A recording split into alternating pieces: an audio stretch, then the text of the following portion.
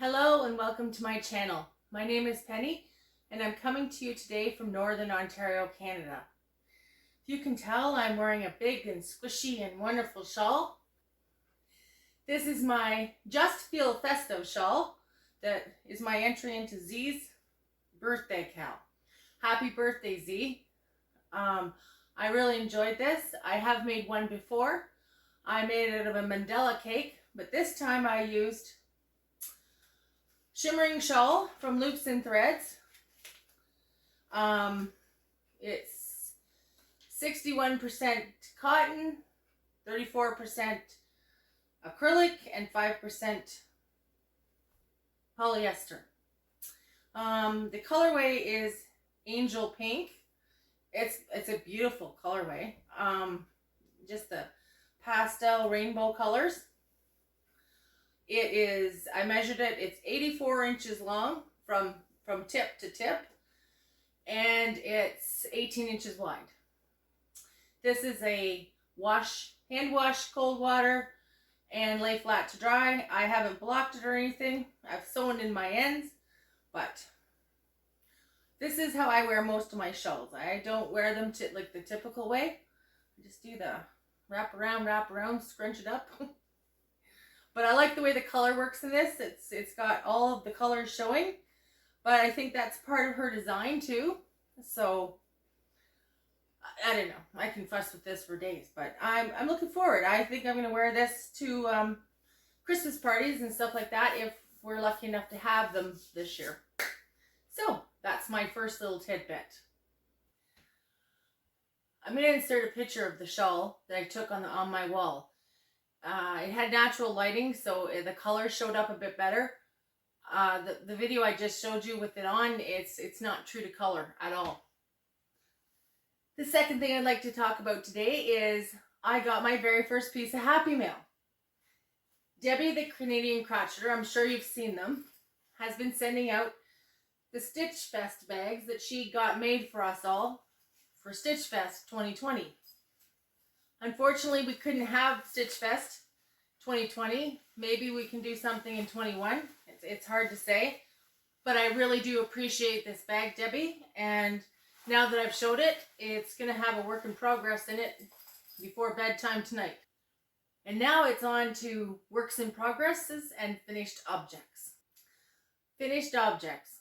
Well, my first finished object, all I have is a picture with a little bit of a story. Some of you will remember last month, my daughter had an appointment in Toronto, and I took my grandchildren down and we hid little smiley faces around the hospital. Well, school started, and about the third day of school, my granddaughter came to me and said she has a smile on her book bag. And she said, "Can you make some smiles for my friends at school? Because my one friend really likes it. And that would be a nice gift." So she came back 2 days later and she had a list of 8 or 9 kids. And I said to her, "Well, you can't give them to half your class and not to the other half your class," because I thought the class sizes were 15 children. So I said, "Ask your teacher how many kids are in your class, and Grandma will see if she can, make 15 of them." Still, hadn't had anything on my hook, really wasn't feeling to make anything, nothing had inspired me. I looked at the yarn, I played with the yarn, I just didn't really, it was like almost like empty nest syndrome going on. So anyhow, I guess with the kids going back to school and my mister back at work and, just was off. So the next day, my daughter tells me my grandson wants some for his friends too. So I said to her, "Well, email the teachers and find out how many kids are in the classes." So she came back with numbers that kind of shocked me. So anyhow, she emailed the principal to ask if it was okay if it happened and how many kids were in these classes. And the principal came back with 205 in school and 78 homeschooled. Well, that's 280. So I sat on that for a day or two and timed myself. That's why I know it takes 3 minutes to make the yellow part. And I thought, oh, I've got a lot of yellow wool. I don't use yellow a lot. Yellow's bright and sunny. And I had some yellow out doing sunflowers for my random act of kindness drop for September. So I thought, well, why not? Why not? It's a big project. It'll give me something to do. They're fast, they're simple, they're easy, not heavy on my wrist. Sewing on the faces was worse on my wrist than the weight of an Afghan on my hook on my wrist. So anyhow, I made 315 smiley faces for the school.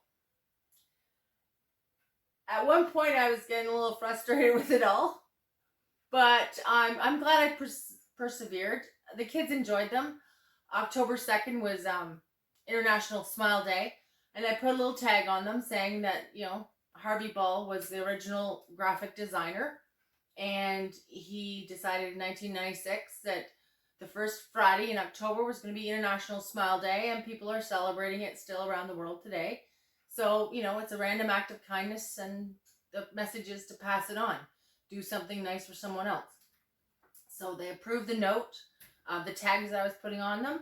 My daughter threaded the tags on them all as I was finishing them off, and we put them in bunches of 20, I think it was, and piled them all in a box. And all I have to show you is the picture of them all in the box before she took it, because I was busy making smiley faces and I had to have them done in time because they have to sit for 72 hours before the kids could get them at the school.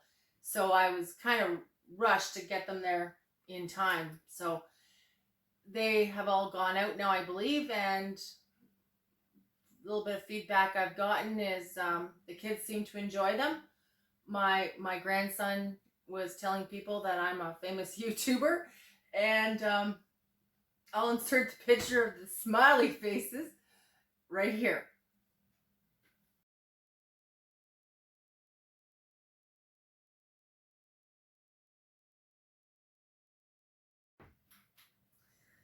The next thing I have for finished object is Rich Textured Crochet. Has a channel here on YouTube. I like to watch her. She has a lot of stitch tutorials, and she had a pattern a couple months back. I bookmarked it for this seed stitch hat, and I've ordered some pom-poms, some big furry ones, and this is the hat. I'll put it on. It's a bit big for me. I guess I could roll this up. That fits a bit better. It's comfortable. It's warm. The person that it's going to is a friend, and she asked for something, you know, tweedy. So this is what I came up with. So I followed the tutorial for the hat, and then I started following the tutorial for the scarf. And this is how much of the scarf I've got done. So this is my work in progress. And that is all I've really managed to do. I have, of course, done a couple more 2020 dishcloths and a couple more backpack buddies, but they're just repeats of the ones that I've already made and shown. So, and they're gone. I have officially finished my last mask lanyard, and it's going to a friend that I had made a mistake on her clip. I had crocheted the clip on backwards so that it wasn't on the ring, it was on the clip part, the lever part. So done with those, totally done with those. And that's my finished object and work in progress. Now for upcoming projects. I was in Walmart this week. I was picking up a few things because we're having Thanksgiving dinner, and you know, I every once in a while feel like gotta get out, and I was in Walmart, so I had to check the yarn aisle, and I had ordered some sparkly yarn, and I didn't get the colors I ordered from Spin Right. I'm okay with that. Sparkly yarn is sparkly yarn, but I wanted the white because I was planning to do. This is heart sprinkles crochet along from a couple years back. It's a corner to corner chart, and I'm making it for my granddaughter for her birthday. I plan on doing the unicorn in the white sparkles, and I plan on doing the hearts at the bottom in pink sparkle, and the rest of it is rainbow. It's not, yeah. I do intend to put gold, or a different yellow that's labeled as gold, in the horn, and I plan on putting on an eye. So, but yeah, I'm excited about that. That's going to be going on the hook as soon as this scarf is done. So that's all I have for future plans. I'm wanting to do a couple of the cowls that are going on. I'm just not in the mood. I have done, of course, my Festive shawl is a complete. So I guess I have done quite a bit of crocheting in the last month. I just don't have a lot of it to show you. Thank you all for anyone that's still watching. I would like to wish my fellow Canadians a happy Thanksgiving. I hope you all have a wonderful, healthy, safe weekend.